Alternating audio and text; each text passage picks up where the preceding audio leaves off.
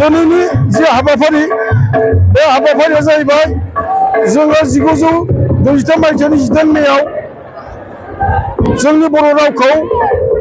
सोलोंथाइनि बिजों महरै थिसननो हानाय जादोंमोन आरो बेबायदियैनो जोङो बेखौ जोङो गोसोखां सान हिसाबै जोंनि बर' थुनलाइ आफादा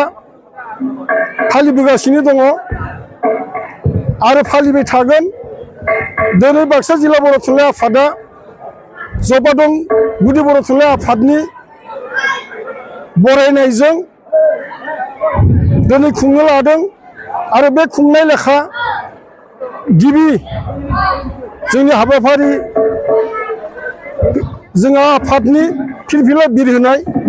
बे बिर होनायखौ जोङो मावफुंनाय जाहैबाय आरो बिनि नैथि हाबाफारि लेखा जोङो मुंख्लं आरो रुंसारिफोरनो बिबार बावनाय बे बावनाय हाबाफारियाबो जोबलांबाय। दा बिनि 11 रिंगायाव सानजौफुनि 11 रिंगायाव जोंनि जि दिनैनि जिथु गुमुरथि बे गुमुरथिनि सोमोन्दै गुवारै सावरायना आइजोफोरनि गेजेराव बुजायना होनो थाखाय जों आलासि लिंना लाबोदों। बिथाङा जाबाय दुलाराय ट्राइबेल संघनि बारग' नेहाथारि थानेस्वर बर' बिथांखौ गिबि आलासि महरै जोङो लिंना लाबोदों आरो बिथाङा बेवहाय जोंनि जि बर' बिजों थिसननाय बा बर' रावनि जि सोमावसारनाय बेफोरनि सोमोन्दै बिथांखौ बुंनांगोन होननानै जोङो बुंखानाय जाहैदों आरो बिनि अनगायैबो आथिखालनि बर' बिजोंनि जि थासारि बर' रावनि जि थासारि बेनि सोमोन्दै गुवारै बुंफुरनो थाखाय बा गुवारै जों मिथिनो लुबैनानै जोङो जोंनि बर' थुनलाइ आफादनि लेङाइ आफादगिरि सीताराम बसुमतारी बिथांखौ जोङो थिखानाय आलासि महरै जोङो हांख्रायदों। बिथाङाबो फैगासिनो दं, सफैगोन आरो बिथाङा जोंनि जि मावनो गोनां जि मावबोबाय बर' थुनलाइ आफादा बेनि सोमोन्दै बिथाङा दिनै बुंफोरगोन आरो बेखौ जोङो बाक्सा जिल्ला बर' थुनलाइ आफादनिफ्राय जों बिथांखौ मिथिखा होदों जे जोंनो बेखिनि बाथ्राखौ जोंनो फोरमायना होनांगोन जाहाथे रायजो राजाफोरा गोरलैयैनो बुजिनो हायो। बेवहाय बर' थुनलाइ आफादा अनेक नाजाबोगासिनो दङ, नाथाय बाथ्राया जाहैबाय मा जों गाव सोंखारिनो सेल्फ क्रिटिसिज्म जों बर' हारिनि गेजेराव बिराद आंखाल। थारमाने जोङो जि लामाजों आगोल सुरबोबाय दङ जोंनि बर' बिजों जे फोथांना लाखिनायाव जिखिनि जोंहा थासारि जों सोमजियो बे थासारिखौ जोङो सुस्रांनो थाखाय नाजाया आरो बेराफारसेथिं माखासे जोंहा फरायसालिफोराव फोरोंगिरि थोजासे जों होयैनि थाखाय हयथ' गथ' गथायफोरखौ जेरैबायदि सोलोंथाइ होनांगौ बे सोलोंथाइखौ जों होनो हाया। बेनिखायनो सांग्रां जिबिला बिगोमा बिमा बिफा दिथागिरि दङ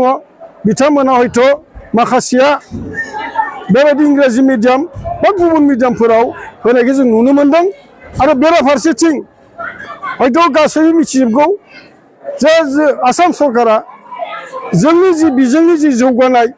बे जौगानायनि सायाव बिथांमोना खर' सानाय आरो बिमा गदायनि जि नोजोर बे नोजोरखौ होबोगासिनो दङ जाहाथे जोङो जेरैबायदि सुबिदा मोननांगौ सरकारनिफ्राय बेबायदि सुबिदाखौ जोङो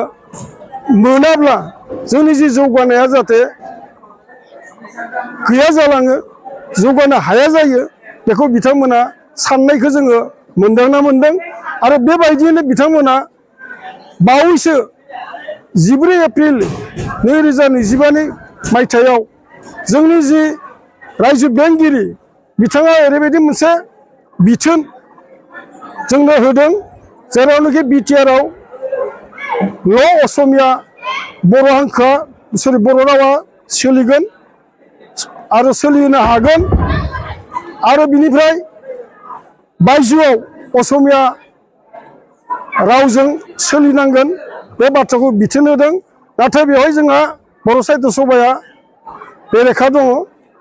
बेखौ गनायनो हाया मानोना जोंहा बिटिआरआवल' बर' गैया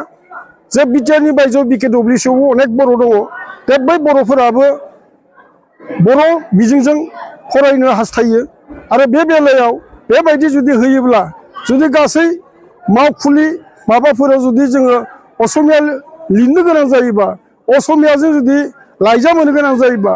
आर'जलाइ होनो गोनां जायोबा जों अनेक असुबिदायाव गोग्लैगोन आरो बेखौ नोजोर बोनानै हयथ' दिनैनि जि खुंनो गोनां मेल जागासिनो दङ बेवहाय बेफोर बाथ्रायाबो सावरायजागोन आरो बेवहाय बर' थुनलाइ आफादा सावरायलायनानै बे बाथ्राखौ मानिनो हाया होननानै जोङो गरन्थ'आव फैनाय जाहैदों आरो बिनि थाखायनो दिनै एसेबाबो खुद्रिनाय हयथ' मिथिना मोनगोन आरो बेनि लागैनो जोङो बे दिनैनि जि जेरावबो डिस्ट्रिक्टफोराव डिस्ट्रिक्ट नाङै बे प्राइमारियाव नङा बे डिस्ट्रिक्ट गंफ्रोमबो डिस्ट्रिक्टखौ बिसोर होनाय जाहैदों जाहाथे 18 मेखौ एसे गोख्रोङै खुंनानै जे सरकारखौ एसेबाबो मिथिहोनो हायो जे खुद्रिनायखौ बे बाथ्राखौ जोङो दिनै लानानैनो दिनै जों बे गुटपा दं गुदि बर' थुनलाइ आफादनि आवथायाव बेखौ जोङो खुंनो लानाय जादों आरो आं आसा थियो जे असम सरकारा एसेब्ला बेखौ साननो गोनां जायो आरो अदेबानि मोनसे बाथ्राखौ बुंखानो लुबैदों जे दिनै जोंहा मडेल कलेज गंथाम लानाय जाहैदों बेनो जाबाय सनितपुराव बालिपारा आरो बिनिफ्राय बाक्सायाव जाहैबाय मुसलपुर बरिमुखाव आरो बिनिफ्राय गवालपारायाव जाहैबाय आमजंखायाव दा बे मडेल कलेजाव जिबिलाक बिबुंगोरा लागोन जिबिलाक लाइब्रेरियान लागोन बेफोरखौ असमिया रावजों बेहाय गासै माबाखौ खामानिखौ मावफुंगोन होननानै बे बिथिङाव दङ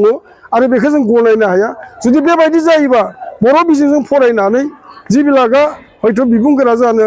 हयथ' हास्थायदोंमोन बिथांमोना हयथ' एसे गोजानाव थानो नांगोन आरो बेफोरबायदिनो बे बर' बिजोंनि फरायनाय गथ'फोरखौ माखासे बेहाय बन्सित खालामनानै दिनै असम सरकारा बेबायदि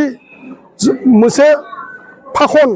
फान्दायनानै जोंनि बर' मिडियामनि जि फरायनो गोसो थानाय बे गोसो थानाय माखासेखौ होबथानाय इनडाइरेक्टलि जाहैदों आरो